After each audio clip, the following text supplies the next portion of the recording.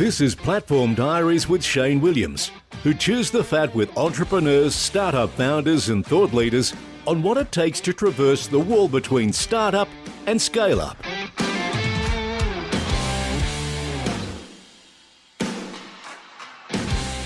Hello and thanks for joining me for the first episode in Season 2 of Platform Diaries, where we explore the journey from startup to scale-up. I'm your host, Shane Williams. My guest today is Jamie Pride. Jamie describes himself as a man on a mission to build better founders. He's the founder of 6 tech startups, an investor who's raised more than 20 million in capital. He's the previous CEO of realestate.com.au, an expert on human-centered strategy, and the author of Unicorn Tears, Why Startups Fail and How to Avoid It. We'll discuss why organisational design is so important in scale-ups, the most common mistakes that organisations make when scaling up, and Jamie's tips for creating a successful agile organisational design. So Jamie, welcome to Platform Diaries. Hey, thanks Shane. Really nice to be here. So mate, I appreciate you taking the time to be our first guest for Season 2 of the podcast. As you know, this podcast is all about the journey from startup to scale up. And as the founder of at least 6 startups that I'm aware of, having sold your first for a significant amount of money back in 2012, you've obviously been on this journey a few times and really looking forward to your insights. So I might just kick off with just asking you to tell us a little bit about why organisational design is so important for scale-ups. Yeah, so look, let's start by probably defining organisational design, because it means a little bit of sort of different things to different people. From my standpoint, organisational design really comprises of 5 key elements. So when we think about the way we structure and deploy the talent inside our businesses, both from the way they work and the way information flows inside the organisation, through to the capabilities and roles that we want to have in terms of the people and how we deliver organisational objectives. For me, sort of broadly, what's the DNA of the organisation? So, what's mindset, culture, leadership style look like? How do we measure performance? And lastly, probably the one that most people associate with organisational design is structure.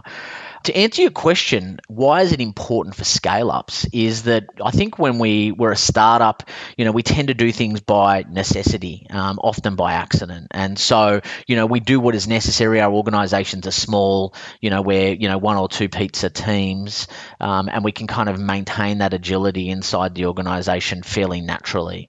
But as we grow as a startup and we move into that kind of scale-up phase, it's worthwhile actually moving from that sort of accidental necessity through to deliberately thinking about how do you want to structure your organization and how do you want people to work and how do you want information to flow. And it's important for a scale up because I think organizational design is a competitive advantage. So, if you can really optimize your ways of working, it has a broad range of benefits inside the organization. Yeah, right. And then do you think there's anyone who's doing it particularly well or has done it particularly well in the past? Look, I think there are some interesting case studies in pharmaceuticals, for example. I know Roche has come out with a case study recently in terms of sort of their ways of working. There's the obvious, examples in the agile space of, people like Spotify. But I think that it's for me, it's very unique. So, whilst, there are some interesting examples of people who are doing things differently in terms of sort of self-managed teams and empowering organizations or empowering people in organizations to sort of do things differently.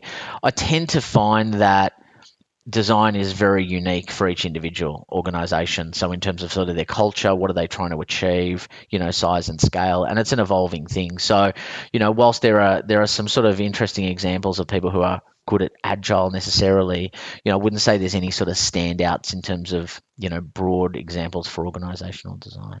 And so if you think about the ones like Roche or some of the ones you've worked with who've done it well, what was it that they did well? I think that first and foremost, there needs to be a mindset shift inside organizations. And so whilst we can look at the technical aspects of designing, agile structures, and we can think about what does that mean for, whether or not teams are working in, squads or whatever that looks like, I found that the organizations that are really successful start with leadership.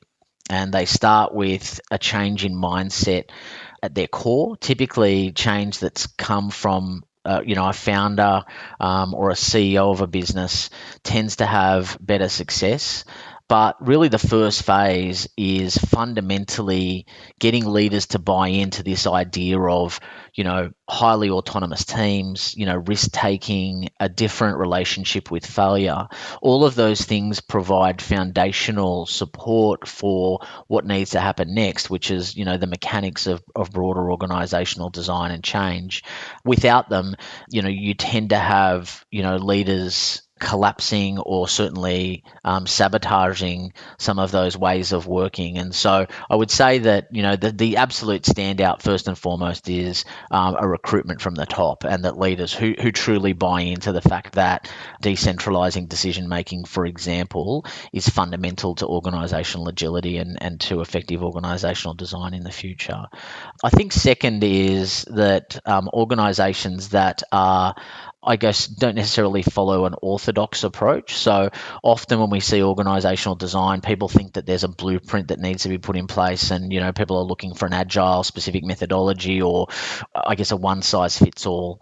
I would say that organizations that are a little bit more reflective and adopt, I guess, a bit of a test and learn and an iterative approach to their design, so that they think about the organization almost as a product, and that they're evolving and iterating the organizational product just like they would, a software product. That's an interesting mindset shift, and it really means that you don't need to be perfect, and that you implicitly are saying that this is something that's going to evolve and change. And it's about managing, I guess, release cycles, of the organization, so that you don't create too much chaos. But I think those two things in combination, firstly, a really strong sense of sponsorship from the leadership team and a change in their mindset, and then I guess a dynamic product orientated approach to organizational design tends to be the factors that influence success. Yeah, right. And then so when organizations do go on that journey, that sort of transformation for scale, what are the most common mistakes you see made? Yeah, I think that first and foremost, an over-reliance on structure. Often organizational design is synonymous with, okay, we need to restructure or reorg, first and foremost. And often I would say that really at the heart of it is more around ways of working than structure, and sort of looking at, what are the tensions inside the organization that are inhibiting people from doing their best work, and how is that reflective in the culture and the way that decisions are made and the way that power is distributed and centralized, first and foremost.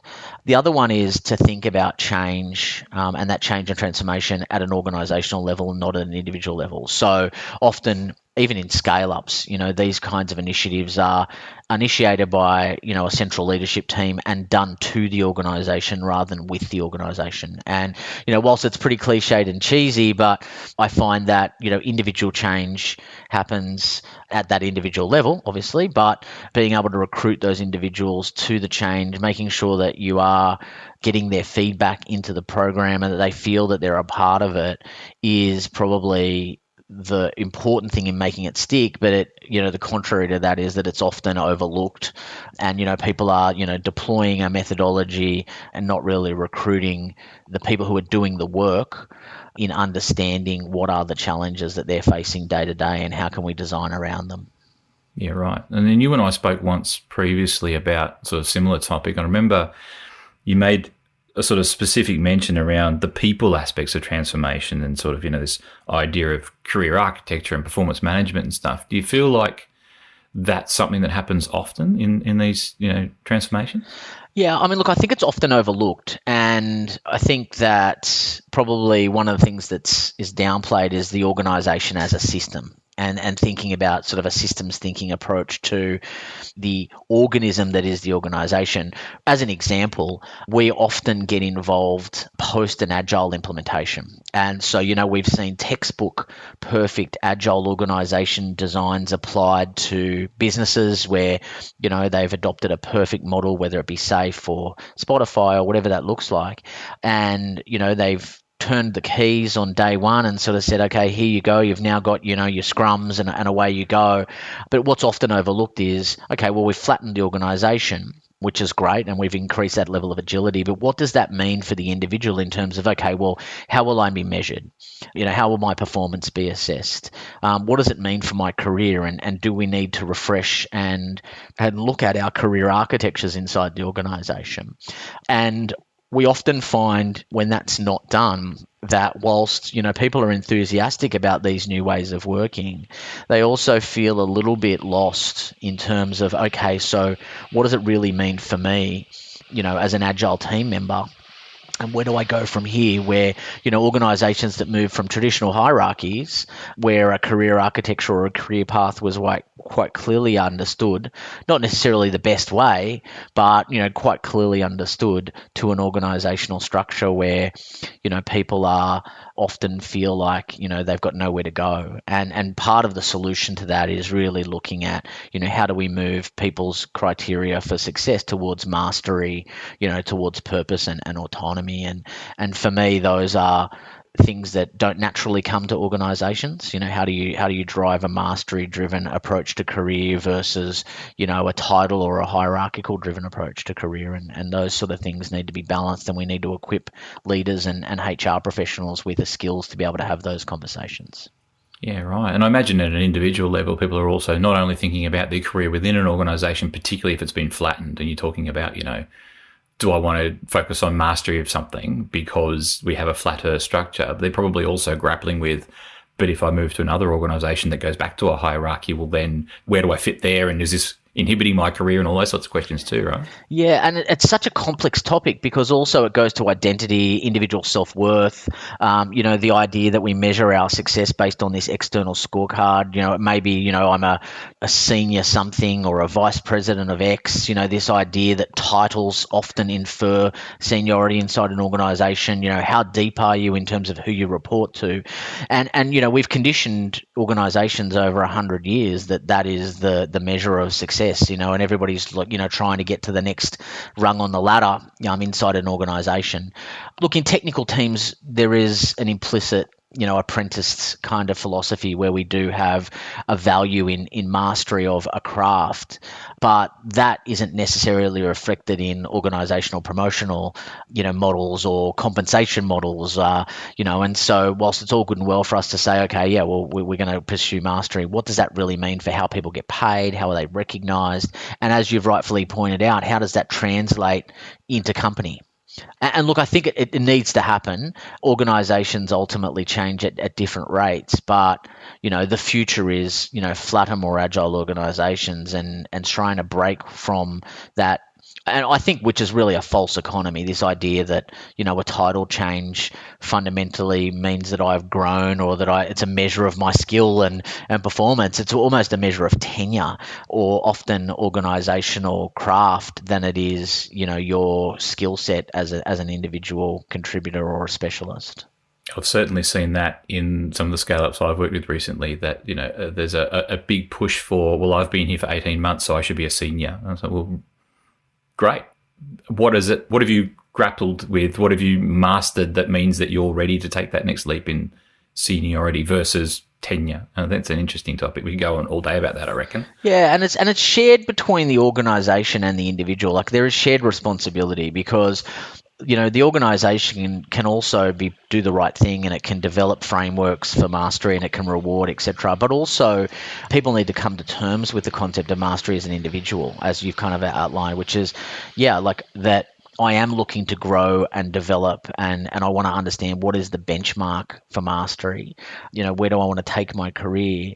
And this idea, we've seen it for 20 years, the idea that technical specialists feel compelled to move into management positions because they see that as a career progression versus actually staying in a technical profession and really mastering the craft and becoming a principal, for example. But, we're getting better at that, but there's still a long way to go. And then I suppose there's the other element of a scale up where you're no longer just a large engineering practice, but you're also grappling with sales and marketing and these other careers, if you like, within the organisation that need to think about career architecture too.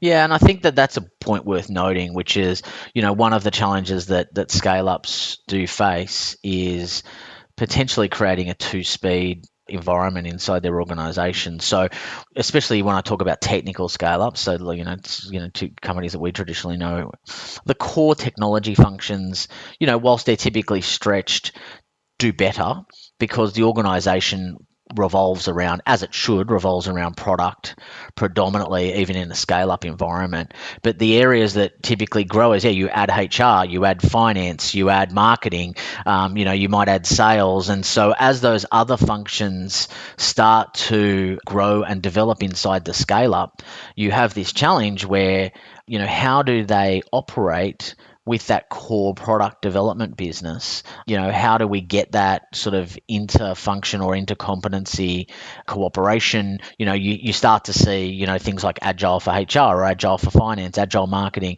And some of those are attempts to try and emulate what's happening in the product development environment, sometimes successfully, sometimes not. But it's certainly an open question, which is how do the support functions complement a really strong product development core in a scale up? And there's a number of experiments that are run, some more successful than others. Right. So maybe we'll change tack slightly. If we're thinking about now, what does good look like? Maybe you could talk us through what you think the sort of the steps or the methods that you recommend to create a successful Agile org design, if you like.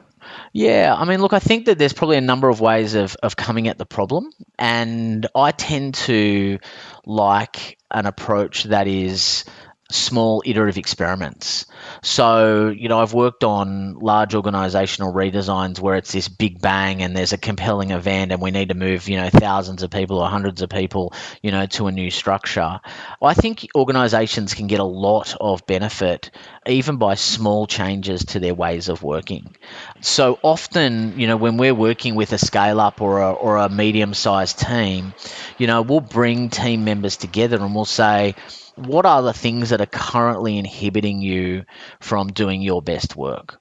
And we'll do essentially what we would call an organizational tensions exercise. So, is that inefficiency in decision making? Is it a lack of systems and tools? Is it a bias towards opinion versus data, for example? Is it a challenge around trust inside the organization? Is it unclear roles and responsibilities or roles and accountabilities? So what we typically do is work with the team. We say, look, let's take, of the whole universe of challenges that you can face in an organization, meetings, for example, or inefficient meetings and communications as a theme. Let's boil it down to your top 3 or 4. Once we've done that, we kind of say, okay, well, why don't we try one experiment that addresses this particular issue? And we essentially, look at this we experiment our way to success rather than trying to impose a massive transformation on the organization. So often that does 2 things of benefit. Firstly, it tends to be easier to get senior leadership buy-in to those kinds of changes because they see it as a lower risk, and it is typically a lower risk activity. So rather than saying, okay, we're going to completely change our ways of working and adopt a fully structured and formalized agile model, we might say, okay, well, why don't we just work on visualizing our work and maybe put Kanbans in place for some teams, and let's see how that goes. And, maybe let's clear up some of these roles and responsibilities. Maybe let's reduce the amount of email that we currently have in the organization and start looking at tooling. So again, it's different for each business, but I am more inclined to help organizations to develop a culture of organizational experimentation, which is almost like teaching them to fish rather than saying, as consultants, we can come in and we're going to give you, a 50-page blueprint to the way that you're going to run your agile ceremonies, and this is the way that you're going to structure and you're going to adopt, this way of structuring guilds and so on and so forth, versus saying, well, for most organizations, even small incremental changes has substantial benefits to engagement, employee satisfaction and productivity. And we would tend to take that approach than a big bang structured approach.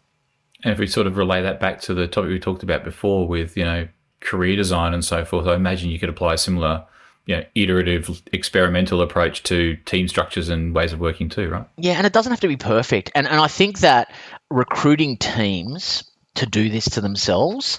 It really embeds that idea of autonomy and self-determination in the team anyway. The adage of, push decisions as close to the customer as possible is also borne out in this approach. So teams know best what's currently inhibiting their work. And so the idea of it doesn't have to be perfect. It's it's a product that we're iterating, almost taking that agile approach. We're like, let's create a backlog for the organizational design and let's prioritize it. Let's understand what each of those user stories look like, for example, and then how do we, who's going to be responsible for doing that, and let's kind of put that through a sprint and almost sprint as an organization and kind of make that kind of incremental delivery of value something that you apply to yourself and have that organization as a product. And it solves that two problems, which is one, you're not striving for perfection. You're only just striving for, marginal improvement. And then you can be more adaptable, right? So you can kind of, as new pain points come up inside the organization, you can reprioritize the program and focus on the pain of the day rather than having this long-term commitment to an organizational redesign that may or may not be relevant for when you get to it.